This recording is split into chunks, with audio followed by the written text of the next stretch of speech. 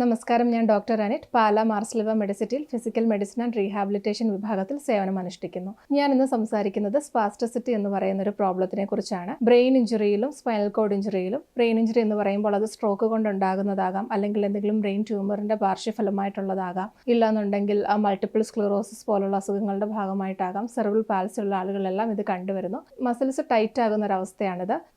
ചിലപ്പോൾ ഒരു group of muscles മാത്രമായിരിക്കും എഫക്റ്റ് ആവുന്നത്. ചിലപ്പം കൈകളിലെയും കാലുകളിലെയും ഒരേ സമയം എഫക്റ്റ് ആകും. ഇല്ലാന്നുണ്ടെങ്കിൽ കൈകളിലെയും കാലുകളുടെയും ഒപ്പം തന്നെ ശരീരത്തിൻ്റെ പല ഭാഗത്തുള്ള മസിൽസും ടൈറ്റ് ആകുന്നു. ഇതിൻ്റെ ട്രീറ്റ്മെൻറ്റിനായി നമ്മൾ കഴിക്കാവുന്ന ഓറലി എടുക്കാവുന്ന ടാബ്ലറ്റ്സ് ഉണ്ട്.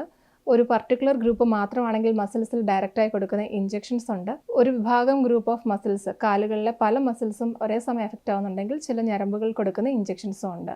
മരുന്നുകളോടൊപ്പം ഫിസിയോതെറാപ്പിയും ഒക്യുപേഷണൽ തെറാപ്പിയും അതിനോടൊപ്പം തന്നെ സ്പ്ലിൻറ്റുകളും ഉപയോഗിക്കേണ്ടതാണ്.